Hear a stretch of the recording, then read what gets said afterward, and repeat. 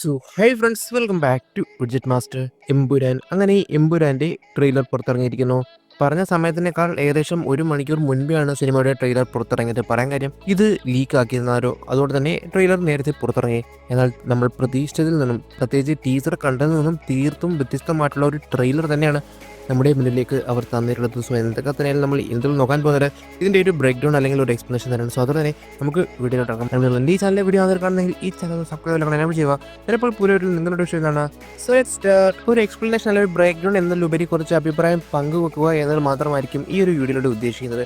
കാരണം ഇതൊരു ബ്രഹ്മാണ്ഡ സിനിമ തന്നെയാണ്. സോ അതോടെ തന്നെ ഹിഡൻ ഡീറ്റെയിൽസും കാര്യങ്ങളെല്ലാം ഇപ്പോഴേ തന്നെ പറഞ്ഞു കഴിഞ്ഞാൽ അത് ഈ ഒരു സിനിമയുടെ ആസ്വാദനത്തെ നല്ല രീതിയിൽ ബാധിക്കും. സോ അതോടെ തന്നെ കുറേയേറെയൊക്കെ സർപ്രൈസ് വെച്ച് കുറച്ച് നമ്മുടെ എല്ലാം അസംഷൻസിന് മാത്രം വിട്ടുകൊടുത്ത് സിനിമ കാണാം. എന്തായാലും ഒരേ ഉറപ്പാണ്, സിനിമ നമ്മളെ ഞെട്ടിച്ചിരിക്കും. ഇപ്പോൾ പല രീതിയിലുള്ള അഭിപ്രായങ്ങൾ ഈ ഒരു സിനിമയെ പറ്റി വരുന്നുണ്ട്. പ്രത്യേകിച്ച് ഇതിന്റെ മേക്കപ്പ് മാൻ ലേറ്റസ്റ്റ് ആയിട്ട് പറഞ്ഞിട്ടുള്ള ഒരു കമന്റ് എന്നത് ഈ ഒരു സിനിമയുടെ ക്ലൈമാക്സ് ഏറ്റവും ബെസ്റ്റ്, അല്ലെങ്കിൽ പുള്ളി കണ്ടതിലും ചെയ്തതിലും വെച്ചും ഏറ്റവും ബെസ്റ്റ് ക്ലൈമാക്സ് ആണ് എന്നുള്ളതും. ഇതുകൂടാതെ ഇതേ സിനിമയുടെ സിനിമാറ്റോഗ്രാഫർ പറഞ്ഞിട്ടുണ്ട് കുറേയധികം കേമിയോസ് ഉറപ്പായിട്ടും സിനിമയിൽ ഉണ്ട് എന്ന്. അഥവാ ഇതുവരെ കുറേയധികം ക്യാരക്ടർ പോസ്റ്ററും അല്ലെങ്കിൽ ക്യാരക്ടേഴ്സിനെ കൊണ്ടുവന്നിട്ടുണ്ട്. എന്നാൽ പോലും ഇതിനേക്കാൾ ഉപരിയുള്ള അല്ലെങ്കിൽ നമ്മൾ ഞെട്ടിക്കുന്ന രീതിയിലുള്ള കുറേയധികം കഥാപാത്രങ്ങൾ ഇനിയും കാണാനുണ്ട്. പുറത്തിറങ്ങിയത് അല്ലെങ്കിൽ ഒഫീഷ്യലായിട്ട് റിലീസ് ചെയ്തത് തന്നെ കണ്ടിട്ട് ഞെട്ടിയിട്ടുണ്ട് എങ്കിൽ ഇനി കാണാൻ പോകുന്നതിന്റെ കാര്യം പറയേണ്ടതേ ഇല്ല. പ്രത്യേകിച്ച് സിനിമയുടെ പ്രധാനപ്പെട്ട വില്ലനെ പറ്റി ഒരു ബാക്ക് ഷോട്ട് മാത്രം കണ്ടു, ഒരു ഡ്രാഗന്റെ ലോഗോയും കണ്ടു. ഈ ടീസറിലും അത് അതുപോലെ ആവർത്തിക്കുന്നു. എന്നാൽ ഈ ടീസറിൽ നിന്ന് നമുക്ക് മറ്റൊരു കാര്യം മനസ്സിലാക്കാൻ സാധിക്കുന്നത് ഈ സിനിമയിലെ പ്രധാനപ്പെട്ട വില്ലന്മാരിൽ ഒരാളായി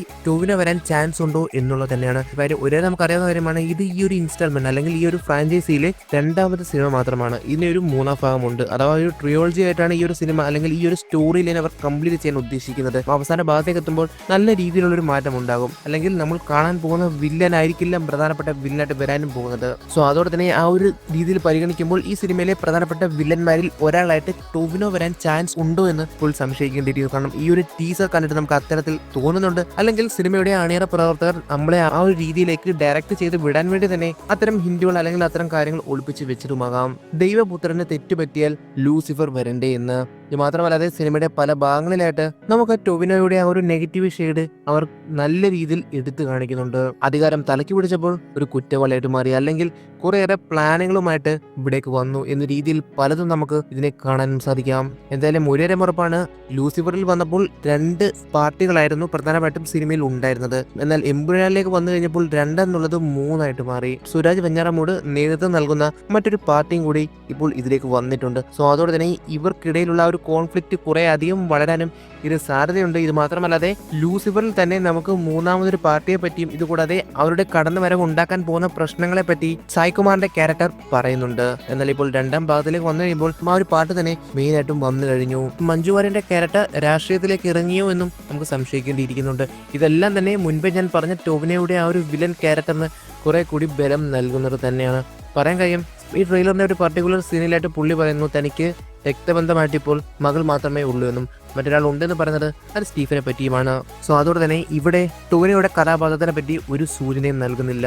ഇത് മാത്രമല്ലാതെ മറ്റൊരു സീനിൽ പറയുകയും ചെയ്യുന്നു, തെറ്റ് ചെയ്തത് രക്തബന്ധമാണ് എങ്കിൽ പോലും അത് കണ്ടുകൊണ്ട് നിൽക്കാൻ സാധിക്കില്ല എന്നും. ഒരു രാഷ്ട്രീയ ഇവന്റിലായിട്ട് തന്നെയാണ് പറയുന്നത്, ഒരു ഡാമിന്റെ എന്തൊരു സംരക്ഷക സമിതി യോഗത്തിലും. എന്നാൽ തൊട്ടടുത്ത മറ്റു സീനുകൾ നമുക്ക് കാണാൻ സാധിക്കുന്നു, ഇതേ ഇവന്റിൽ തന്നെ ഒരു അപകടം നടക്കുന്നു അല്ലെങ്കിൽ ഒരു കലാപം നടക്കുന്നു. അവിടെ കുറേയധികം തീയും മറ്റും പിടിക്കുകയും ചെയ്യുന്നു. സോ അതോടെ തന്നെ ടോവിനോയുടെ വില്ലൻ ക്യാരക്ടറിന് കുറെ കൂടി ശക്തി നൽകുന്ന പല കാര്യങ്ങളും നമുക്ക് ഈ ഒരു ട്രെയിലറിന്റെ പല പല ഭാഗങ്ങളിൽ കാണാൻ സാധിക്കുന്നു. സിനിമയിൽ നമുക്കിപ്പോൾ പ്രധാനമായിട്ടും 2 രീതിയിലാണ് മോഹൻലാലിന്റെ കഥാപാത്രത്തിനെ അവർ പ്ലേസ് ചെയ്യുന്നത്. ഒന്ന് ഖുറൈഷിയായിട്ടും അല്ലെങ്കിൽ എബ്രാം ഖുറൈഷിയായിട്ടും, മറ്റൊന്ന് സ്റ്റീഫൻ നെടുമുള്ളിയായിട്ടും. ആദ്യത്തെ പാർട്ടിൽ നമുക്ക് സ്റ്റീഫൻ നെടുമുള്ളിയിൽ നിന്നും എബ്രാം ഖുറൈഷിലേക്ക് മാറിക്കഴിയുമ്പോഴുള്ള ആ ഒരു അല്ലെങ്കിൽ ആ ഒരു ഇമ്പാക്ട് കിട്ടിയെങ്കിൽ ഇവിടെ നേരെ തിരിച്ചായിരിക്കും നടക്കാൻ പോകുന്നത്. എബ്രാം ഖുറൈഷിയിൽ നിന്നും സ്റ്റീഫനായി മാറുമ്പോൾ മോഹൻലാലിന്റെ കഥാപാത്രം തന്നെ മറ്റൊരു രീതിയിലേക്ക് മാറുന്നു, മറ്റൊരു തലത്തിലേക്ക് തന്നെ മാറുന്നുണ്ട്. അതൊരു പർട്ടിക്കുലർ സീക്വൻസിൽ നല്ല രീതിയിൽ എടുത്തു വെക്കാനും പൃഥ്വിരാജ് എന്ന ഡയറക്ടറിന് സാധിച്ചിട്ടുണ്ട്. ഇത് മാത്രമല്ലാതെ ടീസർ പുറത്തിറങ്ങിയപ്പോൾ നമുക്ക് കുറേയധികം ആക്ഷൻ അല്ലെങ്കിൽ ഒരു വെടിപ്പടം എന്ന രീതിയിലാണ് ഈ ഒരു സിനിമയെ നമുക്ക് കാണാൻ സാധിച്ചിരുന്നതെങ്കിൽ ഈ ഒരു ട്രെയിലർ ഇറങ്ങിക്കഴിഞ്ഞപ്പോൾ അത് അങ്ങനെയല്ല വരാൻ പോകുന്നത്. അഥവാ ഒരു മാസ് മസാല എന്ന രീതിയിൽ മാത്രമല്ല, ഒരു പൊളിറ്റിക്കൽ ത്രില്ലർ എന്ന രീതിയിലും അല്ലെങ്കിൽ കുറേയധികം കണ്ടന്റ് ഉള്ള ഒരു സിനിമ എന്ന രീതിയിലും നമുക്കിതിനെ കാണേണ്ടിയിരിക്കുന്നു. ചുരുക്കി പറഞ്ഞാൽ ലൂസിഫർ എങ്ങനെയാണോ തുടർച്ചയായിട്ട് തന്നെ മാറാൻ ചാൻസ് ഉള്ള ഒരു സിനിമ, പല സിനിമകൾ സെക്കൻഡ് പാർട്ടിലേക്ക് എത്തിക്കഴിയുമ്പോൾ പ്രശ്നം പറ്റുന്ന പ്രധാന ഏരിയകൾ ഇതാണ്. ഫസ്റ്റ് പാർട്ടിന് തുടർച്ച കാണില്ല, പ്രേക്ഷകരുടെ പ്രതീക്ഷയ്ക്ക് താഴെ നിൽക്കും എന്നിങ്ങനെ ഉൾപ്പെടെ പല കാര്യങ്ങളും. എന്നാൽ ഈ ഒരു സിനിമയിലേക്ക് വന്നു കഴിയുമ്പോൾ, പ്രത്യേകിച്ച് ട്രെയിലർ കണ്ടിട്ട് ഫസ്റ്റ് പാർട്ട് കണ്ടിട്ട് ഇത് കാണുമ്പോൾ നമുക്ക് ഉണ്ടാകുമെന്ന് തോന്നുന്നുമില്ല. ഒട്ടും തന്നെ ആ പ്രതീക്ഷ കുറഞ്ഞിട്ടുമില്ല. സോ എന്തൊക്കെ തന്നെയാലും ഒരേ മറുപാണ് ലൂസിഫർ. എന്താണോ അതിന് മുകളിൽ നിൽക്കുന്ന ഒരു സിനിമ തന്നെ ആയിരിക്കും എമ്പുരാൻ. ട്രെയിലർ അത്തരത്തിലുള്ള ഒരു ഉറപ്പ് നമുക്ക് നൽകുന്നുണ്ട്. എന്നാൽ ലൈക്കയുടെ ആ ഒരു പിന്മാറ്റം എന്തായിരിക്കും എന്നുള്ളതിനെ പറ്റി ഒരു ഐഡിയയുമില്ല. 200 കോടിക്ക് മുകളിൽ ബഡ്ജറ്റ് വന്നിട്ടുള്ള ഈ ഒരു സിനിമ ബ്രേക്ക് ഈവൻ ആവണമെങ്കിൽ പോലും 350 കോടിക്ക് മുകളിൽ കളക്ഷൻ നേടിയെടുക്കണം. ഒരുപക്ഷെ അതായിരിക്കുമോ ലൈക്ക ഈ ഒരു പ്രോജക്റ്റിൽ നിന്നും പിന്മാറാൻ കാരണം. കൃത്യമായിട്ട് നമുക്കിപ്പോൾ അതിനെ പറ്റി ഒന്നും പറയാൻ സാധിക്കില്ല. കാത്തിരിക്കാം എന്തായാലും സിനിമയ്ക്ക് വേണ്ടി തന്നെ. സോ അതോടെ തന്നെ നമുക്ക് ഇന്നത്തെ വീഡിയോ അവസാനിപ്പിക്കാം. സോ അതോടുകൂടി ഇഷ്ടപ്പെട്ടാൽ തീർച്ചയായും നിങ്ങൾ ലൈക്ക് ചെയ്യുക. അതോടൊപ്പം നിങ്ങളുടെ അഭിപ്രായ നിർദ്ദേശങ്ങൾ കമന്റ് ബോക്സിൽ പെടുത്താം. നിങ്ങൾക്ക് നിർദ്ദേശ ഫാൻറ്റസിയും പ്ലോട്ട്സും ഇവിടെ കമന്റ് ബോക്സിൽ പെടുത്താം.